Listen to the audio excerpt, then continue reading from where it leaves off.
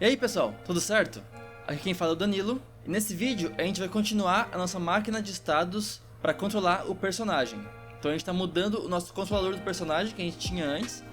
A gente tinha um bloco inteiro de código com um update lá onde tinha todas as possibilidades de movimento do personagem, e até esse momento estava tudo certo. Mas pro futuro pode ser que esse bloco inteiro comece a ficar muito desorganizado. Então a ideia aqui é criar uma máquina de estados que vai ajudar a organizar melhor o controle do personagem e a deixar mais modular também essa programação. E além de tudo, vai ajudar também a gente a controlar as animações do personagem. O Unity tem algo parecido com uma máquina de estados para controlar as animações, só que eu acho mais fácil controlar isso a partir do código. Então com essa máquina de estados no código, a gente consegue controlar as animações diretamente, dizendo, por exemplo, a hora que o jogador entrar em um certo estado, ele começa a tocar a animação. Mas esse vídeo vai ser um pouquinho diferente. Ao invés de eu mostrar detalhadamente, caractere por caractere, do código que a gente vai fazer, a ideia aqui é eu passar como se fosse um time-lapse da programação que a gente fez até os últimos dias, e aí eu vou comentar por cima. Os objetivos dessa mudança do formato do vídeo é conseguir mostrar mais conteúdo em cada vídeo, porque quando eu mostro detalhe por detalhe a criação do código, eu acabo sendo limitado por conta do tempo do vídeo e tal, então eu gostaria de mostrar mais conteúdo em cada vídeo. Isso vai fazer também com que os vídeos fiquem mais dinâmicos, eu consigo mostrar mais rápido as coisas, e caso que alguém comente aqui no vídeo, por exemplo, que queira saber melhor algum detalhe do código, eu posso explicar, eu posso fazer talvez um vídeo específico para esse detalhe, e vai ficar melhor desse jeito. Mas o objetivo principal dessa mudança de formato é que eu vou estar editando menos vídeos, porque a ideia de eu postar esses vídeos aqui é me motivar a criar esse jogo, que é algo que eu quero fazer há muito tempo. Consegui criar um jogo do começo até o final. Mas com esses vídeos todos detalhados que eu tô postando aqui no canal, acabou que isso virou isso. E não que eu não goste de editar vídeos, eu gosto bastante. Se eu não gostasse, eu nem estaria postando as coisas aqui. Mas o objetivo principal é criar o jogo. E eu tava tendo pouco tempo pra conseguir me dedicar ao desenvolvimento do jogo, da arte do jogo, que é algo que toma bastante tempo. Então, essa mudança vai ser bem positiva. Os vídeos vão ficar mais dinâmicos, vão chamar mais atenção de quem assiste. Eu vou conseguir desenvolver mais o jogo. Eu vou conseguir mostrar mais conteúdo em cada vídeo. E caso algum detalhe específico alguém queira saber, eu posso fazer um vídeo só pra explicar esse detalhe. Então vamos ver como é que foi a continuação do episódio passado. Eu continuei usando bastante as referências do fórum do Unity que eu mostrei no episódio anterior. Vou deixar o link aqui na descrição dessa postagem desse fórum.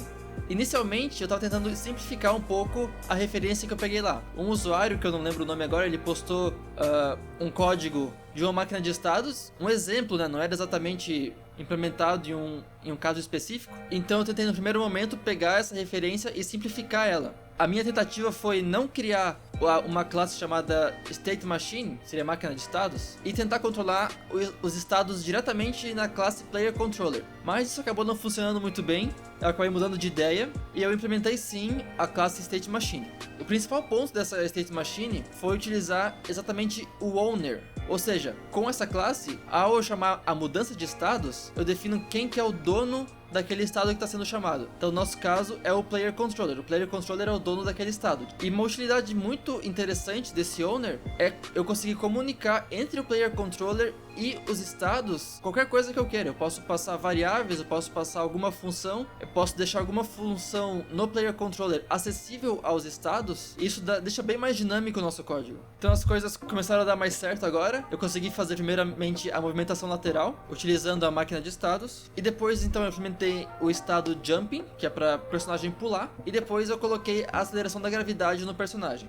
Então em cada estado agora eu tenho um trecho de código que é chamado construtor, que é justamente onde eu defino que o owner que eu passei lá na mudança de estados vai ser atrelado a uma variável dentro do código daquele estado. Então o que eu faço é usar essa variável chamada owner, que vai representar o player controller, e eu posso colocar, por exemplo, owner.rigidBody, e eu vou chamar o rigidBody que está lá no player controller. Posso colocar owner.stateMachine, tem que colocar isso em todos os estados, que vai chamar o stateMachine que foi declarado lá no player controller. E eu posso fazer isso para qualquer variável que esteja pública meu player controller. Então nesse ponto aqui eu consegui obter uma versão 1, digamos assim, dessa máquina de estados. Eu já tinha o idle, o jump e o walk. Em seguida eu parti para implementar o dash. O dash foi interessante porque eu usei bastante essa comunicação entre o player controller e o estado. Então no player controller eu coloquei uma variável boolean, onde eu definia se o personagem poderia ou não poderia realizar o dash. Então o player controller é responsável por verificar se eu posso ou não posso realizar o dash.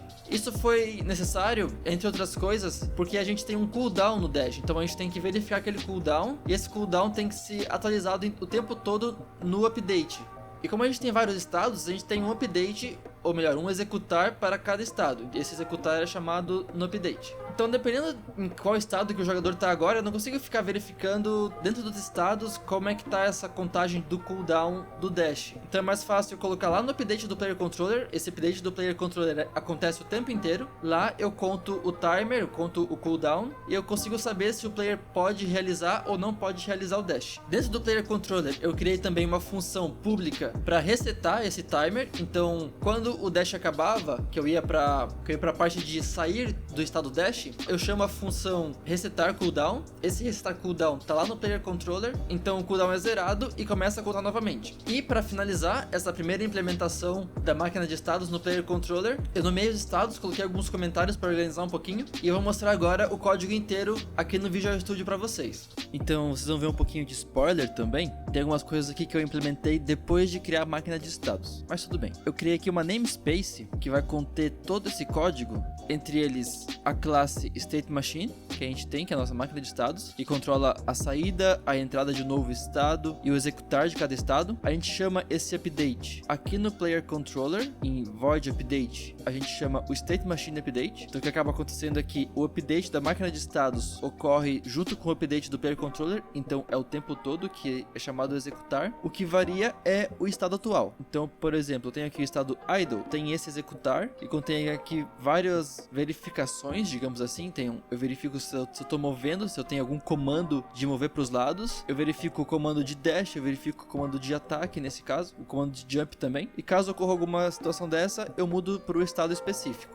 Então eu chamo change state do state machine e eu digo qual é o estado que eu quero. E aí nesse change state eu já passo também qual é o owner. Então aqui no player controller, no start, o primeiro estado que eu chamo quando o player controller é inicializado é o idle, e eu passo para ele que o owner dele é this. E esse this se refere ao player controller, ó, tá até marcado aqui. Então aqui no estado idle, esse aqui é o construtor que eu falei antes. Então quando eu chamo o novo estado idle, lá embaixo, lá no player controller, o this vai entrar nessa parte aqui, e o que isso aqui vai dizer é, essa variável que eu coloco lá quando eu chamo change state, então essa variável aqui, por exemplo, o que eu tô fazendo é passar o player controller atual para a variável owner, tá marcado aqui, desse estado. Então cada estado tem uma variável chamada owner, e eu passo para ele o player controller. O que isso me permite, então, como eu falei antes, é referenciar, por exemplo, o state machine, o widget body, o animador, tudo do owner.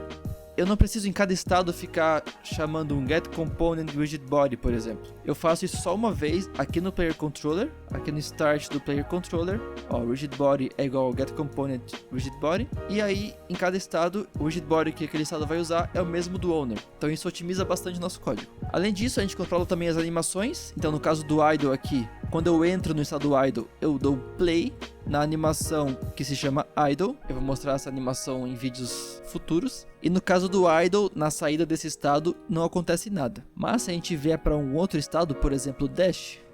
Outra coisa legal também, eu coloquei essas regiões aqui, ó, região dash state. Daí eu consigo ocultar ou mostrar só o que eu quiser do código. Então no estado dash, aqui na saída do estado dash, eu chamo a função reset dash cooldown, que é lá do owner também. Então se a gente vier aqui no player controller, a gente tem várias funções que eu chamei de funções globais aqui, ó, que tem o check move, check dash, check attack, assim por diante. E uma delas que deveria estar aqui e não tá, é esse reset dash cooldown. Então deixa eu mover isso aqui já, mover para cá, que simplesmente reseta o dash cooldown para 0. E esse dash cooldown, ele vai contando a cada update do Player Controller e eu verifico se o contador desse cooldown for maior do que o cooldown que eu setei lá no começo, então se eu tenho um cooldown de 1.5, isso aqui vai me dizer que eu posso sim realizar o dash ou não, eu não posso realizar o dash. E aí essa variável é passada para a função checkDash, que vai retornar um boolean, e aí eu digo, se eu puder realizar o dash a partir dessa variável,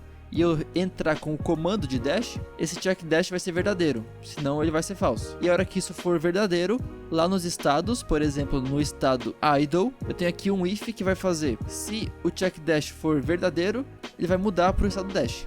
Então esse é um exemplo de como funciona essa mudança de estados. A gente pode controlar de forma muito fácil. Tem um pouquinho mais de trabalho de setar algumas coisas, o código fica um pouquinho mais extenso, mas ele fica bem mais organizado e a hora que a gente quiser implementar coisas novas, fica muito mais simples de a gente saber onde que a gente tem que implementar alguma coisa e assim por diante. Beleza? Para esse vídeo era isso. A gente tem aqui alguns estados de ataque e de defesa que a gente vai fazer em alguns próximos vídeos. Você pode ver um pouquinho de spoiler aqui. A gente já tem algumas animações, animação de ataque, animação de defesa. E eu gostei bastante dos resultados das animações. Nos próximos vídeos vocês vão ver isso então. Esse vídeo vai ficando por aqui. Se você gostou, você pode deixar um gostei aqui embaixo. Você pode comentar também, se você quiser me dar um feedback ou se você quiser me dar uma ajuda. Qualquer ajuda aqui é bem-vinda, eu sou só um iniciante, eu tô aprendendo a fazer boa parte dessas coisas aqui ao longo desses vídeos. Eu tinha uma ideia só inicial de como criar um jogo desse. Mas a mão na massa mesmo, a implementação inteira desse código todo, entre outras coisas, estou aprendendo nesses vídeos. Então qualquer ajuda que você quiser me dar vai ser muito bem-vinda. E também, se você quiser continuar acompanhando o desenvolvimento desse jogo, você pode se inscrever no canal, o botãozinho aqui embaixo. E eu vejo vocês na próxima. Até mais!